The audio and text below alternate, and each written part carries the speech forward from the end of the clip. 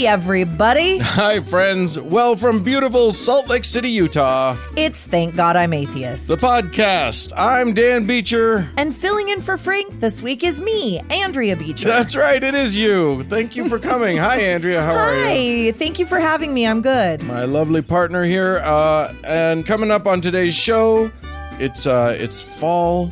It is. And that is wedding season. And is it? Love is in the air. Well, it is for us. Yeah, you're right. In our lives, there's a lot of weddings happening, and we've got some shit to say about it.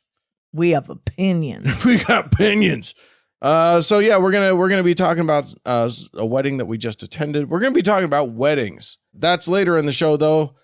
But first, why don't you dive in with a story? Hit us. All right. Hit us with a story. I'll hit you with my best shot. My first story today is about drag queen Flamey Grant. Oh, we've talked about Flamey before. Yes. I got in a little bit of trouble because I got mad at Flamey for having a comedy name, but singing sincere Christian songs. Yeah, not okay, Flamey. I'm still bent about it. Anyway, what's Flamey up to now? Well, she has joined a lawsuit over Tennessee's Anti-Drag Act. Ah. Yes. As you know, the country right now is super obsessed with drag queens. Yes. As we know, though there has never been any evidence at all that drag queens do any harm to children, they have been labeled groomers by the right wing, and they, the Proud Boys go and picket drag queen story I feel hours. like the right just has to dig so deep to find things to be grumpy about. Of all the enemies to choose, like men in women's clothing is their big terror in 2023. Really, that's what we're gonna do? Children going hungry at night, not priests molesting people or whatever. No, not mass shootings. No, serious problems like people in the wrong gendered clothes. Boo. All right, so what's the story? So there is to be a pride festival in Blount County, Tennessee. Wait, how do you spell that? It's Blount. Okay. So maybe it's blunt. I like Blount. Blount. I guess it's more Blount. It doesn't matter. Anyway, I mean, listen, come on, Tennessee. Those of you who live in that county can let us know, but we don't actually care. We don't. It's just nonsense. So the Attorney General of Blount County has sent essentially like a cloaked cease and desist letter to this group of performers, to this festival, that just says, hey, warning, if you perform in public, in any way that children can see and witness this pride that you're going to be manifesting, we're going to shut you down. Meaning if you're in drag. So this lawsuit basically, and I think this is really important because it has an overarching implication. Flamey Grant just says, I think it's an issue of defending their First Amendment rights, as artists, as queer people, as citizens. So wait, what's the lawsuit? They're basically saying, oh, sorry, I wasn't very clear about that. I just got right in there. The lawsuit is basically like, hey, you can't tell us we can't do this, because Tennessee has had this Adult Entertainment Act amendment go through. Right. It's essentially anti-drag. So that actually got to the Supreme Court. It equated, we did report on this, and it equated drag with like a strip club. It was basically, It was like, and you can't let children see drag. Oh no. And so it actually got all the way to the Supreme Court in Tennessee and was struck down as unconstitutional. And so although the county is appealing it, it is not law right now. Okay. And so this attorney general is still threatening to shut them down based on this law that he really has no basis for using. So, okay. So the drag queens are suing the attorney general. The drag queens, in addition to the American Civil Liberties Union, a bunch of other, advocacy groups for free speech, for equality, all of that are now saying, hey, you cannot do this, that the amendment that prohibits adult cabaret entertainment from taking place in public, or a place where it could be viewed by children. You can't invoke that. Won't someone protect the children from people wearing clothes? But the children, I mean, if anything, they're just guilty of wearing a lot of makeup and using a lot of hairspray. Yeah. I mean, that is a crime. Well, the other thing about this lawsuit that I think is important, it's not just, hey, this isn't constitutional because this is not an amendment. It was struck down. But also, we're afraid. You're threatening us. Well, yeah, and also literally perpetuating hateful ideas, so that if elements of the government are saying these people are dangerous, yes, then other unhinged people, which I mean, it's not like in the Trump era, we've seen what the unhinged right looks like, and most of them wouldn't go and attack a drag queen, but a non-zero number of them will go and attack a drag queen. It's just an absolutely bigoted law that unfairly targets people based on their sexual identity, their orientation, and their career. Yeah. Because for drag queens, some of them solely make their living as entertainers, as drag queens. And I think it's really silly at how threatening the right seems to think drag queens are, when really it's just theater. It's performative theater. It's an art expression of art. It's silly. It's entertainment. I mean, the right has nothing but big, strong alpha males who are scared of boys in dresses. Yeah, it's true. So anyway, they are hoping. So the lawsuit includes the county attorney general, the state attorney general, and then the defendants also include several law enforcement, because they're basically going to be there making everybody feel scared. Yeah. And intimidated. Yeah. All right. Well, so good luck. And one little note that I think is really funny is that some very self-righteous people are threatening this Pride Festival, but at the same time the Pride Festival is happening at Maryville College, which is connected to a Presbyterian church, and one of the sponsors of this Pride Festival is a local Episcopal church. So while at the same time, these local government officials are getting all good old boy on them, the local church community's like, hey guys, inclusivity. Right. So come on. Yeah. There's such a dichotomy here of just idiocy. Well, speaking of whiny right-wing people, man babies, people who hate the wrong things, Elon Musk has threatened a lawsuit. The head of what I still call Twitter and refuse to call anything else. He was so stupid to change one of the most recognizable brands on the planet. What do you mean? Nothing's changed. It's Twitter. It's like the Delta Center. If you live in Salt Lake, you know what we mean. Yeah. Go on. Anyway, so the figurehead, the ding dong figurehead of Twitter, Elon Musk, has threatened a lawsuit against the Anti-Defamation League, which is an anti-Jewish hate group. Yes.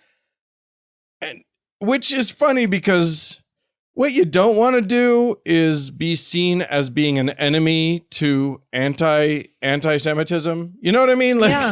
Like that kind of makes you an anti-Semite? Maybe not necessarily. Anyway, here's the point.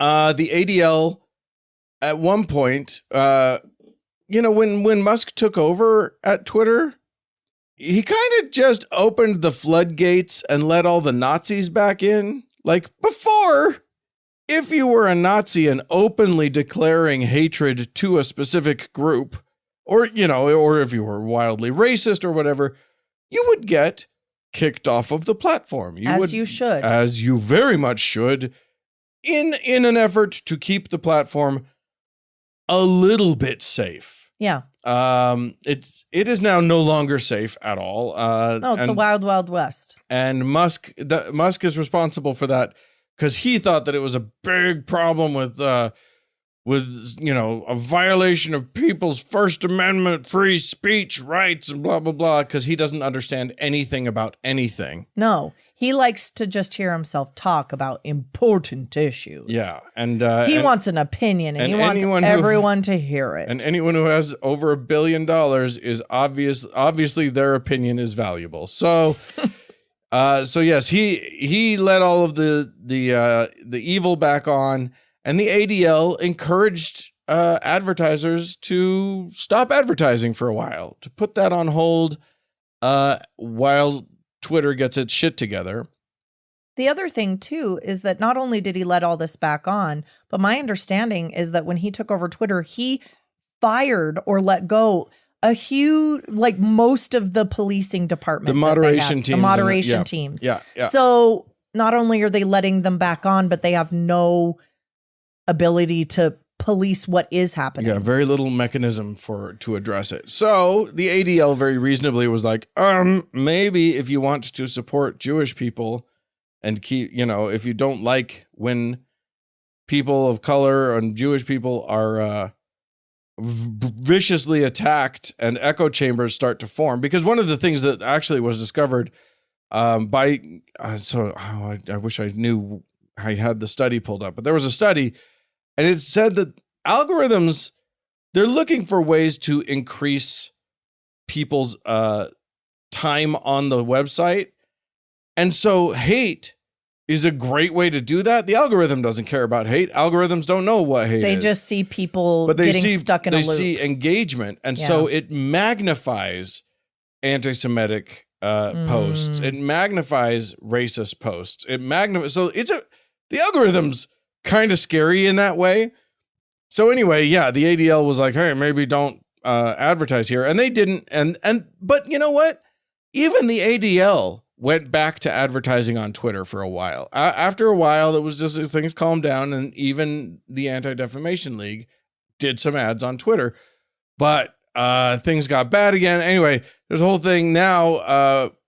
Musk is mad at the ADL again and has threatened to sue them he threatened it on Twitter, so it's not like it's actually meaningful. What did he threaten? He just threatened to sue them initially for $4 billion and then changed it to $22 billion. Oh my gosh. Because he claimed that their criticism of Twitter cost them, led to a 60% drop in their advertising. I think Elon Musk doesn't understand that he's the one that has lost Twitter the most money. I think if he were capable of any kind of self-confrontation, he would understand it, but he's not. So yeah. Boo-hoo. Yeah, there you go. He's very sad that the mean, and here's the thing. The very ugly side of Twitter has come out in force against the ADL, and they are, basically the worst people in the world. There's a guy named Jake Shields whose Twitter bio says he is a, quote, mixed martial arts champion and right-wing extremist. That's his own bio. Those are his own words. Yeah. Okay. He did a tweet that said, "Let's get this trending." This is the hashtag ban the ADL. He said, "Let's get this trending to help wake the masses of how evil they truly are." I think it is such a twisted message. We know that the right is just a ball of contradiction and hypocrisy, but they are so for religious freedom. And yet they represent. No, they're for Christian freedom. Yeah, I know. Which they call religion. This is the this is the idiocy that and they're just too dumb to even realize. Yeah. I don't know. It's like, I give up. Yeah. I hate everyone. No, don't give up. Anyway, Elon Musk spent the weekend engaging with the wrong part of this conversation, the bad guys on Twitter. Which just validates them. Yeah. And literally like offered to thought maybe they should put up a poll as to whether they should ban the ADL from the platform and whatever. Him and his polls. No poll about like whether they should like ban Nazis from. Yeah. He's never asked if he should put up that poll. So he's all for limiting free speech. It's just he gets to choose whose free speech he limits. Yeah, because he has a small poll. All right, let's move on quickly from that. So my next story, cloaked in a lot of tragedy, is just some real crazy cuckoo bananas shit. Okay. A lot of you have probably heard of the Lori Vallow case, Lori Vallow Daybell. Yeah, Frank and I have, nobody's called us out on this, but we've done a really good job of avoiding this story. Which is remarkable because at the root of this story is like crazy cult religiosity that is like gone awry. Yeah, like the worst case scenario for religion and Mormonism at that. So yeah, it's like Mormonism at its most fundamental extremist craziness. And so anyway, just as a quick, quick summation, she has been sentenced for murdering 2 of her own children and conspiring to kill the ex-wife, not even ex-wife, the wife of her now husband. Yeah. So she was, preparing to marry this man while he was still married to this woman. They can, picking out wedding rings and all the things, conspired to murder her. She was murdered. And then 2 weeks later they married. So, that's not a coincidence or anything. So anyway, she has been found guilty. Yeah. Of, I believe it's a 7 counts, across the board of not just murder, but grand theft and a bunch of other things because wow. Because she went on a crazy time. And not only did she, was she proven to have killed her children, she was collecting, child support and government funds. And so she just is guilty for a lot of things, frauding the government. So she had a chance, as all convicts do. They have a chance to, give a statement before the sentencing. Right. And a lot of times this statement can very much affect the judge's sentencing. Yeah, the whole point of it, the point of it is to like say, I'm so remorseful, please be lenient, I beg of you. I'm a changed person. I see the error of my ways. Which is funny because like, whenever I see that, they make their statement and then the judge proceeds to just read whatever they've already written in front of them. So it's like, does it change things? In this case, it did. And I actually went to the effort of watching the public, it's obviously public record. They let the video be released. And while she was reading her statement, the judge was making copious amount of notes while also looking like a deer in the headlights. Like, oh my fucking God, this woman is really saying this. So he's like barely blinking, looking just awestruck and taking a bunch of notes. Tell us what she said first. So I'm going to read, I won't read the whole thing verbatim because it's long and crazy, but I'm going to get it wrong. And if I'm quoting the Bible, I better get it right. So Lori says, I would like to start by quoting John from the New Testament in the Bible in John chapter 8, verse 7. Jesus says, he that is without sin among you, let him first cast a stone at her.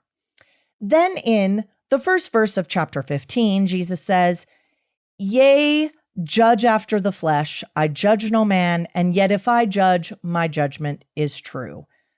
So she is basically coming to the table with like, hey, no remorse, didn't do anything wrong. Hey, you've probably done some shit like, stolen your neighbor's garbage can and maybe like ran over a squirrel before. So you can't fucking judge me. Listen, bitch. judge, you can't judge me. You can't can't judge me at all. Jesus knows me and he understands me. So, there's the beginning of the rabbit hole, or evidence of the rabbit hole. She started tumbling very far down, when she married her husband, who is a prophet and all the things, and was clearly the catalyst in her going just bonkers. There is something unique about Mormonism that allows for, so one of the sort of tenets of Mormonism that I think they deeply regret ever having, I think the minute Joseph Smith uttered this, he regretted it, and I think they've regretted it ever since. And that is the idea that everyone can receive personal revelation. Yes. So you can just be, you're your own prophet. You can be a prophet. Anybody can. And no one can tell you that your personal revelation wasn't real for you. Right. And also, it gives cover for cuckoo people, the Lafferty brothers or whatever, to believe that they are, chosen, led by God to do whatever crazy, shitty thing they're doing. The Ammon Bundys of the world or whatever. And so anyway, what did Lori have to say? So she goes on to say that Jesus knows her. And that no one in this case, even though the facts show that she is in fact a murderer, she basically says accidental deaths happen, suicides happen, and fatal side effects from medications happen. So she's still denying she had any involvement in her children's murder, in the murder of her husband's wife. And accidentally murdered them. Yeah. And that she has a different perspective on life. And so that's why she could basically carry out the fate of these people, because she knows a thing or two. She claims that she died while giving birth to her daughter, who was one of the children she murdered. I got better. So she left her body, met the spirit of her sister, who apparently is passed before, and her sister took her to heaven to show her all the things and showed her, Mormons very much believe in the pre-existence and that we were all adult spirit children that chose to come down to earth and that were predestined to live a certain way. And her sister showed her all the things, showed her how amazing, and that, no, you can't stay dead, even though heaven's so great and you want to stay. You have some work to do. So send her back down. That work is murdering children. Exactly. So she basically is saying that her two children are happier. Her husband's wife, happier. They're doing great work up there. They're helping their family and friends, and they're happy. And they have appeared to her as angelic visitors, letting her know, hey, Mom, we're happy. We're healthy. We're doing some great things up here. Thank you. Yeah. Thank you for, apparently escorting us into the spirit world. And that she's also mourning their loss. Here's the thing. The real problem here is that when there are always going to be people with delusions, with hallucinations, and mental health issues. And I have a lot of sympathy for that.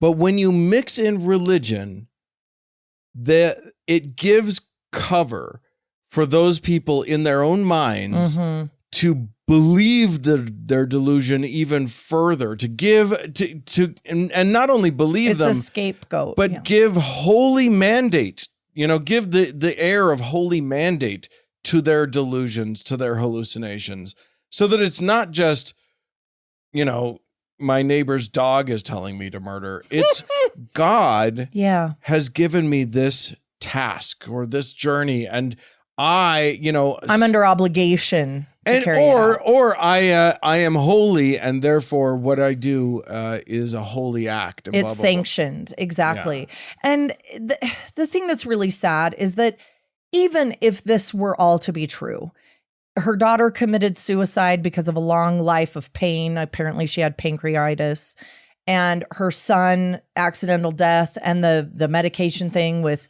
the wife. Even if that were all to be true, these people were dismembered and mutilated and buried like animals. So so God, these people died at the hands of God, but the way that you clean that all up is to bury them and not, go to the authorities and say, oh my gosh, my child committed suicide. All right. So anyway, so what are you going to say? Raise a glass? No, I don't know what I was going to say. It's sad. And the judge basically called her out and was like, I'm not going to buy this extreme religious, self-righteous, narcissistic point of view. And, I think that was really, really good. And he said it in such a way that wasn't an attack on religion.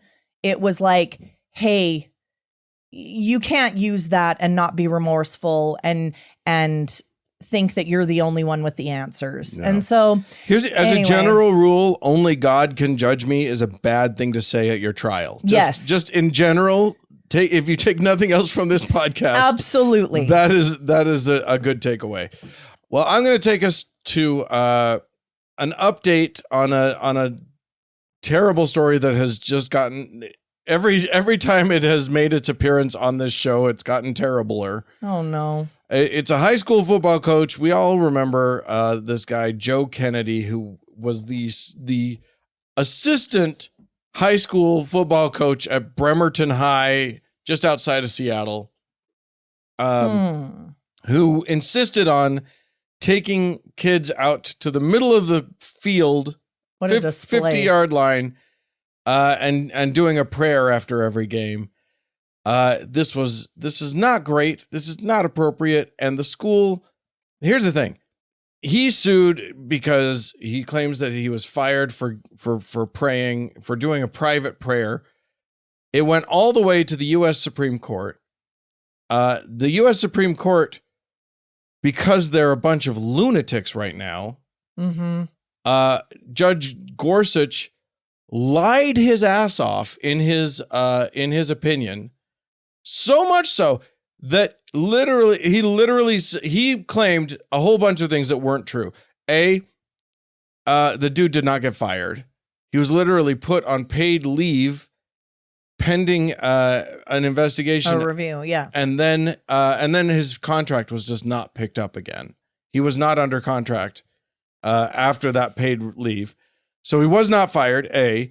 B, Gorsuch claimed that it was just this private little prayer that he would do and people were invited to. No, literally in her dissent, I think it was Judge Sotomayor had to pose, for the first time I think ever, put a photograph in her dissent of this huge group of students. A huge circle kneeling on the field, a public display, not like back in the locker room kind of thing. No, not off privately or whatever, which, by the way, the school gave him the option to no, you can pray, just go off to a private place and have a prayer. That's fine. And he was like, no! I need everyone to see how righteous I am. Right, because it's not like the Bible has a verse in it that says pray quietly, don't pray openly in public. But that's okay. That just came out of Jesus' mouth himself, so that's not something to be taken seriously. Anyway, he won his case. Crazy. And the concept of freedom lost that case. Anywho, here's the thing. One of the things that he was pretending he was fighting for was to get his job back. Yes. He never wanted his job back. It's the principle of the thing. Before before this even got to the Supreme Court, he had moved all the way from Washington State to Pensacola, Florida, basically as far as you could possibly go in the contiguous United States of America. I did not know that. That's he hilarious. Lived there. He had he had registered to vote in Florida. He had put up roots or down. Yeah, he had planted roots. He lived in Florida now. He was a Floridian now. And so, the people defending the case were like, a lot of amicus briefs, a lot of people writing in to say, hey, he has no intention of going back to his job. This is moot. Yeah. This is moot now. This is a waste of everybody's time. You should not be doing this. He doesn't even want this job back. But his lawyer fired back with he desperately wants this part-time coach job back. Of course he would move back to Washington for an assistant high school coach. Yeah, position. exactly. It was a whole bunch of bullshit. It was all trumped up just to try and give the court something to try and ruin the separation of church and state with. It worked, and of course they made a huge horrible decision. And then so the place that this story has gone now is that the coach got his job back because he desperately wanted it. Went back, coached one game, and quit. Oh, that's not weird at all. No, we didn't. No one could have seen that coming. Yeah. One token game. It was probably preseason too. It probably wasn't. Do they do preseason in high school? I don't know. It doesn't even fucking matter. That's fucking bullshit. Yep. And why did he quit? Back to Florida. Because he never intended to do this shit. I mean, I don't know that we know what. But I guess, but he had to have made a public statement.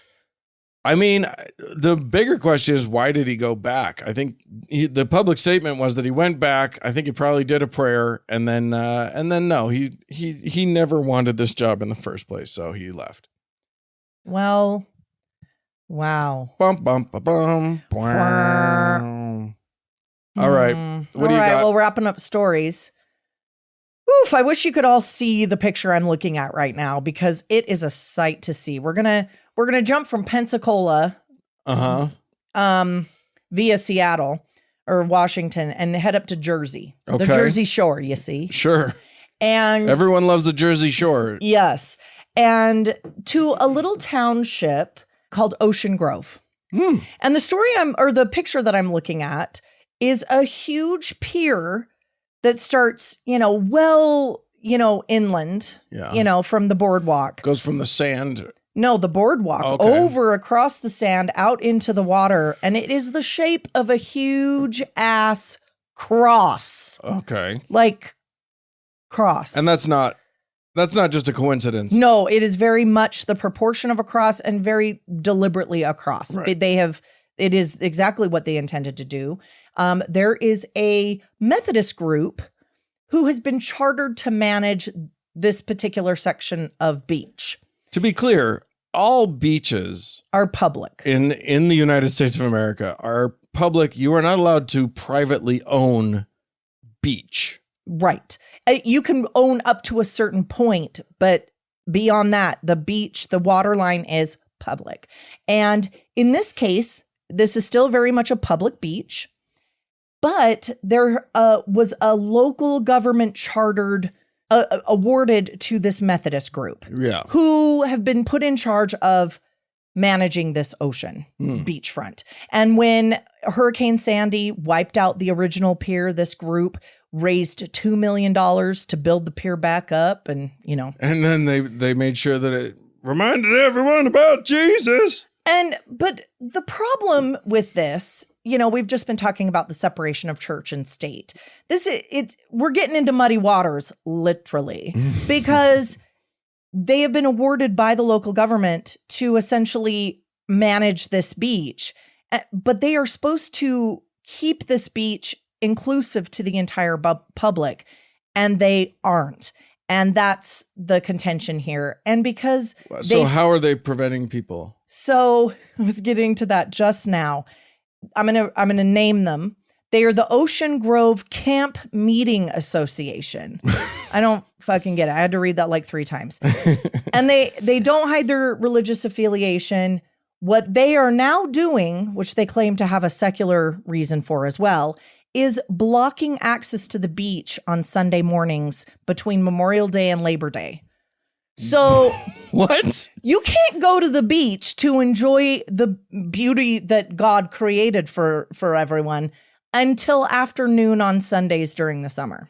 Well, it's the weekend. It's not like anybody wants to go to the beach on the weekend. No, never. Not that isn't the most busy time of year for the beach. Yeah. So, everybody's kind of pissed, obviously. Yeah. And, no lawsuits have been, gone into effect. It's, because they fund everything and pay for everything, it's delicate. It's not like the taxpayers are solely paying for all of this and they can chop that off at the head. Let me jump ahead to their reasoning for doing this. Okay. The beach is so beautiful. This is what they're claiming. This is what the Camp Meeting Association is claiming. Okay. Is that the closure enhances a religious and secular quality of life. That religious and secular. Yes, so it's both. They very much included the word secular to try to cover their bases. Okay. It recognizes the quality of life and the value of that. During this 0.5% of the year, the view of the ocean from the OGCMA's boardwalk and pier is of sublime natural beauty without the visual elements of beach umbrellas, tents, and masses of people. Oh, I see. They're protecting the view on those few hours from nasty people who are heaven enjoying forbid it. We see a rainbow colored, beach umbrella or, all the things. So, everyone step back, just chill out and just look at the view, the unencumbered view. Everybody don't enjoy the view by going to the view. And experiencing it and touching it and feeling it and using it. No. Obviously a lie. They're obviously doing it because that's Jesus time and nobody gets to enjoy themselves during Jesus time. No, you should be in church. You should be in church. That's amazing. It's oh my God. Yeah. Literally, this is one of those moments where civil disobedience is called for. Yeah. Where a group should be going out there, going around, finding a way over, climb the fence or, go around the gate, whatever you got to do. Swim around if you need to, with giant umbrellas with Baphomet and Satan. Yeah, and banners and staked into the sand. Pride flags, anything that might offend them, and just do a sit-in. And if they try to arrest you, I promise you, the ACLU, somebody will come to your aid. Well, this is it's funny you should say that because the article addresses that very thing. Oh? That, people of a certain with a certain abled body could very much do that, but it blocks anybody with differently abled, restrictions. They couldn't jump a fence. They couldn't, get past in a wheelchair, a barrier put up to actually use the beach that they're entitled to use. And so that's a whole nother level of discrimination, An ADA restriction. Okay. So that adds a layer of, maybe a little angle in which they can kind of weasel their way in to make sure that, this the stops. law is followed. Yeah. Here's the other thing. Even if you don't want to be civilly disobedient and do it in the time when it's closed, if you live in that area, please go to this beach and have things that would offend them just prominently displayed at your beach station. Yeah. Please bring a beach umbrella that has the Satanic Temple on it or something. The flying spaghetti monster. Yeah. Let's hurt their feelings. All right. Speaking of hurt feelings, that's a terrible segue because this has nothing to do with hurt feelings. Here's the thing. We've talked a lot on this show about how church attendance has gone down dramatically. Very much so. Here in these United States. And we're very pleased with that. Thank the Lord. Yeah. So one of the things that's interesting that we haven't talked about, an angle that I haven't actually seen a lot of data about, has finally come in the form of a Barna. Barna's a Christian data group. They do a lot of surveys and stuff. But they did a survey of pastors and priests and stuff of church leadership across the country. Okay. And asked some questions about the up and coming leadership. Because here's the thing. One of the things they asked is if these pastors, senior pastors, if they are considering not, retiring or leaving the being pastors, and a significant number of them are looking to retire or looking to go, jump ship. And here's the thing: there's a significant shortage of up and coming people, of trained pastors trained pastors. Well, in some cases, trained. Most of them need training. Like pretty much, you're really not supposed to do it without going to some bullshit university. Unless you're a Mormon bishop who is an absolute layperson with no training. We'll get to it because I was going to mention that.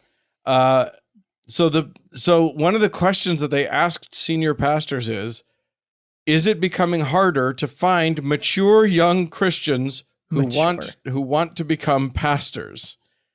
Now, when they asked the same question back in 2015, 24% said they strongly agree. 45% say they agree somewhat. So that's actually a lot. That's almost 70%. Or more. Wait, I didn't math. Maths. Did I math? I didn't math. Anyway, now, so that was, it was almost 70%. Now, the numbers are so just from 2015 to now to 2022, which is when they did this, it's gone up significantly. The number of pastors who agree strongly that it's harder to find young pastors, now 34%, up from 24%. And a 41% agree somewhat. So it's clear that the trend is nobody wants to be a pastor anymore. I think not only does nobody want to go to church, but nobody wants to be lead. A pastor. And it's getting grim because the trick is younger generations coming up are the ones who are not going to church the most. Yeah. They, you know what I mean? Like millennials, Gen Z, these people do not want anything to do with church. Well, this is what I worry about.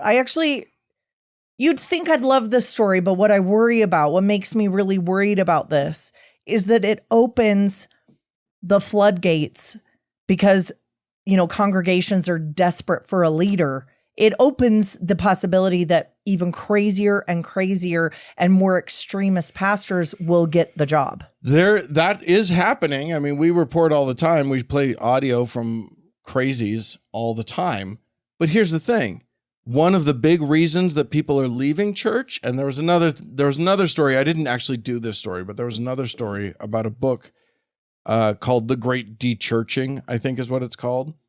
And they're coming at it from a Christian perspective, but they are talking about why, they did a big survey of people who are no longer going to church. This is de-churched people. They're not necessarily, they aren't thinking that these are like unaffiliated or people who have officially left the church. They're just people who are no longer going to church. They're not active. So they wanted to use the Mormon term. Yeah.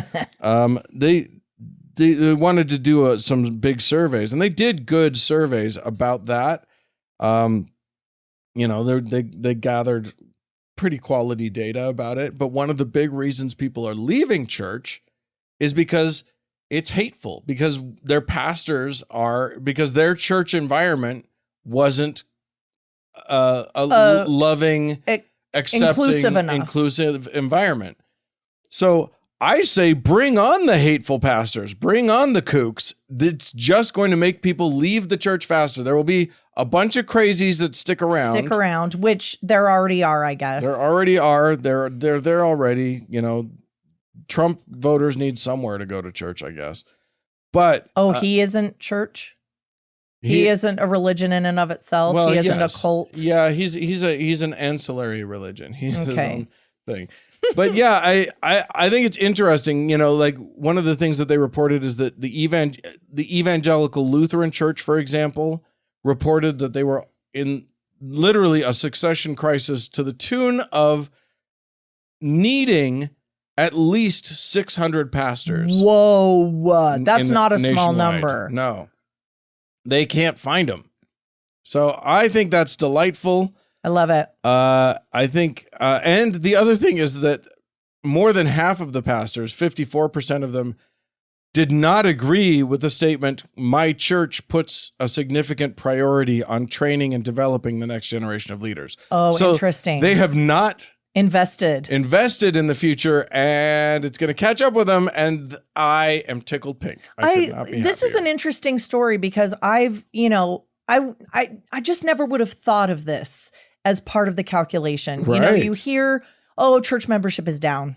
people are going to church less and brunch more, whatever it is. Yeah. But I didn't even think about the inventory of clergy and pastors and that well running dry and, giving people less and less reason or way to gather together. So I think that's, and if they don't have a clergy to kind of maintain a building or a property or a place to worship, it's kind of this domino effect. It's like the head, the top of the triangle kind of thing. Yeah. The pyramid. It'll be fun to see how it all plays out as fewer and fewer people are interested, not even only in attending, but in leading, officiating the church.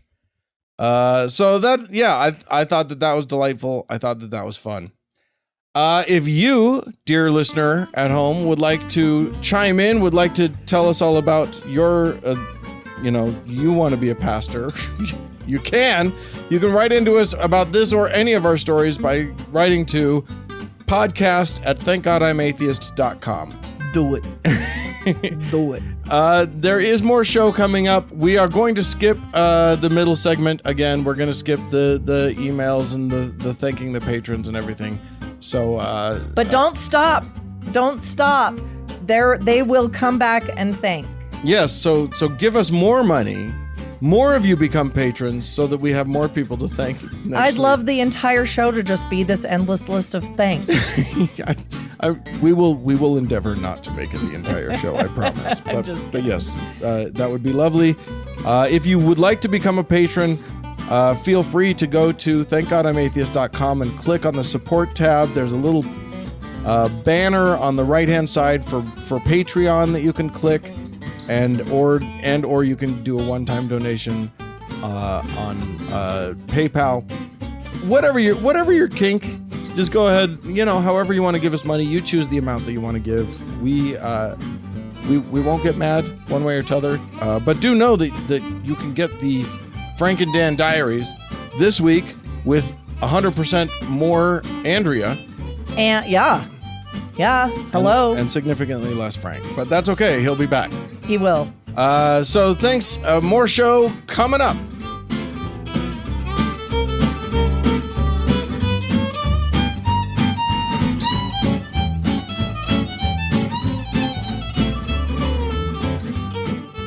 Well, we're as we dive into this next thing, you just made an interesting point to me while we were not talking for public consumption about the last story about there not being a lot of clergy, about the clergy drying up, and you made a point that there's actually quite a few new clergy members happening all the time. Like the numbers are growing in a certain sect. We're talking about weddings today, and more and more weddings are being officiated by friends and family of the wedding couple, right? And they have to get their clergy, which is so dumb. Yeah. That we have to have some religious or judge or religious person officiate a wedding, and more people are getting clergified so they can marry their friends and family. The Universal Life Church or Dudism or the Spaghetti Monster or whatever. So I would posit that in that category, clergy is growing. There is a category where clergy is growing, and that's fake church. It's fake church, and I like it. There's lots of new fake clergy, but not a lot of. No. Yeah. All right. So you and I went to a wedding with a fake church clergy person. Yeah. Yesterday. Yes, Universal Life Church, one of the more common. And interestingly, so this is a family affair, but it wasn't a Mormon wedding, which is nice. Although one of the things about Mormon weddings that I like is that I don't have to go to them because I'm not allowed to go to them. Because if it's a proper Mormon wedding, it happens in the temple, and non-Mormons who all of us dirty heathens aren't allowed in the temple. So no. I don't have to go through the whole boring affair. But in the case of this one, the ceremony itself was very short, almost too short. It was mercifully short. It was like, why did we even do this? But it did feel a little, it was funny because I don't like weddings, but I still felt shortchanged. So how did that go? How do you do that? How do you pull off thank goodness this was short, and also What? Wait, that's It's over? That's all you got? Anyway, I just, one of the things that I wanted to talk about with you, Andrea, Yes. is the concept of a wedding. Not marriage. We're not talking about the institution of marriage, which we have plenty of thoughts about also. But just the wedding, the ceremonial tying together of these people. The display. Yeah. And I got to say, like yesterday's wedding had many of the traditional elements, and every single one of them rubbed me every kind of wrong way. The father walking the bride down the aisle. Yeah. The giving away the bride and literally. He actually made a joke as he was going down. I almost said the runway. I guess in a way, the bride's catwalk. The bride's, on display in her dress. The aisle. We can call it the aisle. That's the tradition. He made a joke about he's giving nothing away and you better bring your wallet. Like, I don't give awkward. He says, I don't give anything away for free. He better brought some money. And it's just like. It was like, oh, we understand the sentiment, but also, whoa. Yikes. Weird. Yikes. Way to make the moment about you, Dad. Yeah, but that's him. Yeah. I personally know the man. So. Anyway, the whole okay, can we just say, I'm just going to say up front, 99% of sort of the wedding traditions that people in at least the US, and every country has their own traditions but I mean, I think a lot of these sort of pervade Western European culture and as trickled through the colonial culture and whatever. It's wildly sexist. Wildly. Like, marriages have gotten significantly less sexist. There's still plenty of sexism within marriage in society, but it has changed dramatically over the last 100 years. Yeah, and let's be clear, now that the LGBTQ plus community can marry, that has changed the dynamic because gender roles are less boxed in. Sure. I don't think, again, we're not getting into what's good and bad about marriage, but you're right. We're talking about the ceremony, the wedding itself. But I do think that people have held on to some wildly sexist traditions. Yeah. This giving away of the bride is the most obvious. I mean, I don't care how you slice it. You can come up with ways in which you think it's sweet or whatever, but the symbolism is clear. This is one man bestowing ownership of this, female, of this chattel that he owns upon another man. And at least traditionally, if it's an LGBTQ, if it's a gay wedding, it's different. But we're talking traditional. This is cishet normative stuff. I can't believe we're still doing it. Yeah, or the other thing I was surprised about is this woman getting married who she's progressive in some ways, and she took the man's last name. She took her groom's last name. Yeah. And look, I don't have a problem with it. Like, there's still a lot of sexist institutions, and naming, a woman's last name is tricky because probably she has her dad's last name. So she gets to choose. She gets to choose between which man's last name she wants. That's true. Which is weird. I didn't think of that. She can choose. She's free to choose a whole other name, a neutral third party last name that she. And I've known couples who, in a mutual decision. They both changed their names. Yeah, and that's possible. But I mean, it's very clear that taking the last name, the concept of I introduce to you Mr. and Mrs. So and so. Now, Mr. and Mrs. Campbell or whatever the last name is one thing. But Mr. and Mrs. Joseph Campbell or Mr. and Mrs. Beecher. Daniel Beecher, sure, whatever. Woof. Whoa. Woof. that is just blatant sexism. That is just this couple is made valid by this man. It's just layers. Like you can shed certain layers, but that's still like, even if you eat, I'm thinking about the walking down the aisle, and even if the father doesn't walk the bride down the aisle, if you've got a groom waiting and a bride approaching, that is still a man in a position of power, receiving, getting to own this. Like the symbolism is so fucking clear. I don't know why we haven't revamped this entirely. Yeah. It's do I seem upset? I'm a little upset. Flames heaving. Here's the other thing. Look, I would like I know that a lot of our listeners are going to write in about this, and I want that. I can't wait to hear about it. I want to hear what you think the wedding does. I have heard a lot of people talking about how a wedding is a public declaration of a commitment, a partnership. And that the people that are invited, they are joining in and witnessing.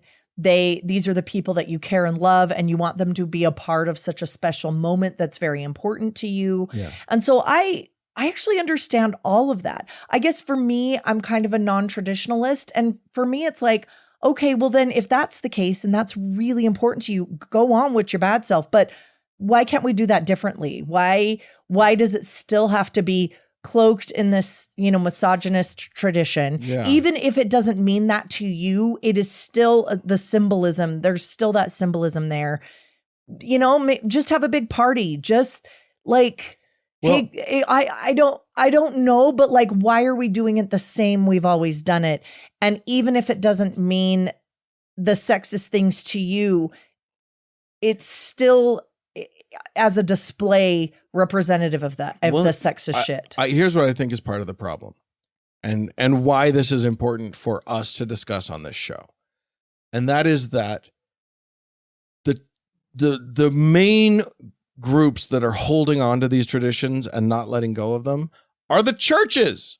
Yeah. So a high percentage of weddings that everyone attends are religious weddings, are church weddings, and what's happening in these